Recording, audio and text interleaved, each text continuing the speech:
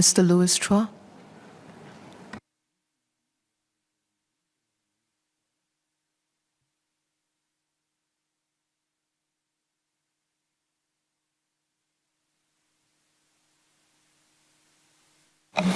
Madam Deputy Speaker, I would like to first declare my interest as an analyst looking at the real estate sector.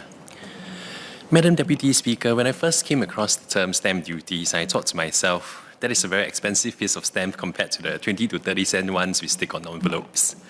The second discovery was that, much to my disappointment, there was no physical adhesive stamp involved, and all documents chargeable for stamp duty are stamped electronically or through the e-stamping system.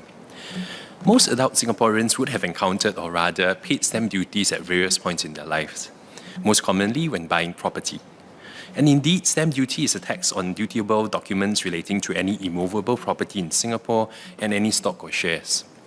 These include the sale and purchase of property, lease or rental of property, mortgage of property, and shares transfer.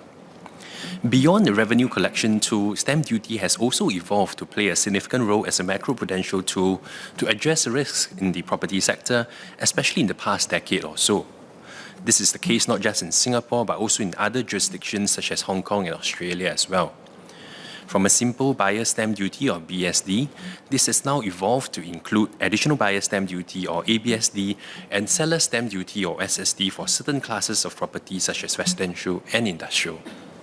The differentiated rates of stamp duty have also been adjusted ever so frequently, most recently in the December 2021 round of cooling measures, where Singapore citizens and PRs buying their second and subsequent property and all foreigners and entities saw raised ABSD rates of between 5 to 15%.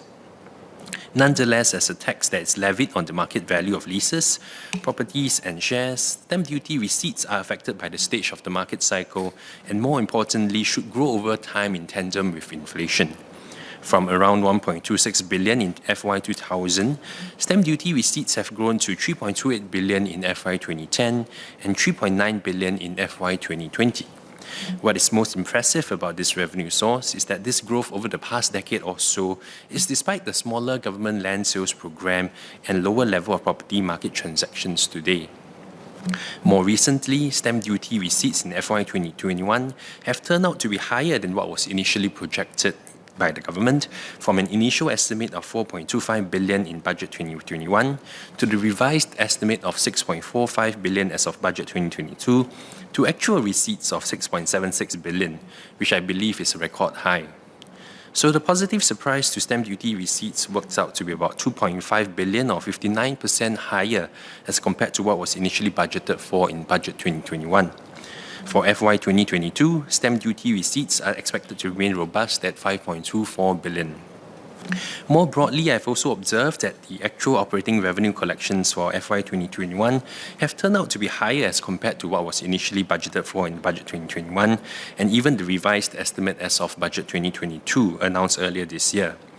Overall operating revenues worked out to be 82.5 billion for FY 2021, 5.8 billion higher compared to 76.6 billion as initially budgeted for in Budget 2021, and 2.1 billion higher than the revised estimate of 80.4 billion as of Budget 2022. This would already be more than sufficient to cover the 1.5 billion support package as announced on 21st June last month, so I do agree with the government that there need not be a further draw from the reserves, as the package can simply be funded from the better-than-expected fiscal outturn in FY 2021. In fact, it also appears that while FY 21 operating revenues are higher by about 2.1 billion compared to the revised estimate presented earlier, both operating and development expenditure are lower by a combined 3.6 billion, which I understand is due to lower than budgeted spending on COVID-19 response measures as the Omicron variant turned out less severe than expected. Combining higher revenues and lower expenses would mean that the government's primary deficit improved by 5.7 billion, which again is more than sufficient to cover the recent 1.5 billion package. So I do hope that the government will stand ready to support Singaporeans should inflation and macroeconomic conditions deteriorate from here on. Returning to the proposed amendments to the Stamp Duty Act, I note that this bill introduces the additional conveyance duties for trusts and the stamp duty treatment for renunciation of interest in residential property that is held on trust. The MOF's announcement of ACD Trust follows closely after the announcement on the introduction of ABSD Trust on 8 May 2022, which I recognize plugs a gap in the existing ABSD and ACD regime.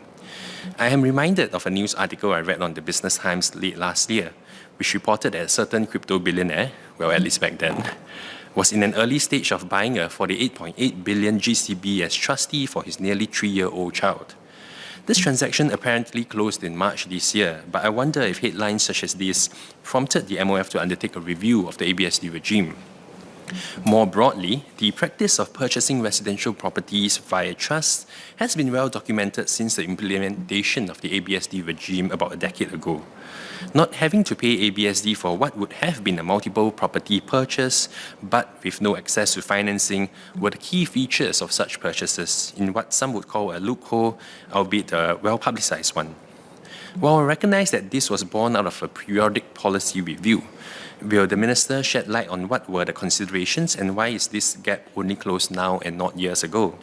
What were the number and dollar value of such transactions which have made use of this gap in the ABSD regime?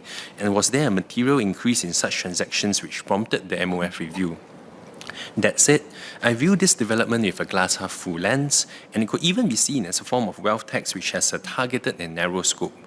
With concerns that residential property prices have continued to be firm despite the December cooling measures and amid rising interest rate concerns, was the implementation of the ABSD and ACD Trust meant to achieve a signalling effect to the market, particularly amid news just last month of how an individual acquired 20 units at Canning Hill Piers, a luxury condominium along the Singapore River for over $85 million, despite the recently raised ABSD rates for foreigners in December last year.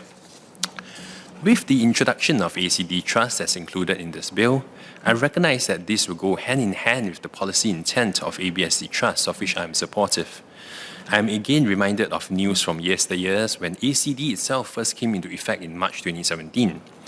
Unbeknownst to many, stamp duties on the transfer of shares in the companies is only levied on net asset values and at a mere 0.2%, significantly lower in rate and tax base as compared to buyer stamp duties and ABSD levied on the value of the residential properties itself. Back then, there were several bulk sales of properties by developers via the sale of property holding entities to avoid extension charges under the qualifying certificate or QC conditions for not completing the sale of all residential properties by certain deadlines. This loophole was subsequently closed with the introduction of ACD. While I recognize the policy intent of QC and ABSD in ensuring developers do not hoard inventory, the current ABSD remission rules for developers in particular causes greater cyclicality in the residential market arguably, as it imposes harsh ABSD penalties for failing to complete the sale of all residential units within the prescribed period. This will apply regardless of whether the project has 2,000, 200 or 20 units to begin with, and could even have discouraged developers from triggering for what would have been our first master developer site in Kampong Bugis. As part of its periodic policy review, is the MOF looking at reviewing the ABSD remission conditions for property developers to ensure greater stability in the property market. Finally, I read with interest recent news in Australia, which highlighted that New South Wales is planning to give first-time home buyers a choice of not paying for upfront stamp duty, but to replace this with an annual property tax which is paid over a period of time instead. Stamp duties represent a not insignificant upfront cost for home buyers even in Singapore. Using the median resale price of a 4-room HDB flat in Sengkang of about $510,000, stamp duties would amount to $9,900. While this may not mean much in percentage terms as compared to the price of the flat, in absolute terms, assuming one saves $500 a month, stamp duties could represent close to 20 months' worth of savings. Again, as part of a periodic policy review, would the government consider such a move in reducing upfront property purchase costs, particularly with continuing momentum in increasing HDB resale prices, which are now up a worrying 19% in the last 18 months alone? Notwithstanding my clarifications, I support the bill.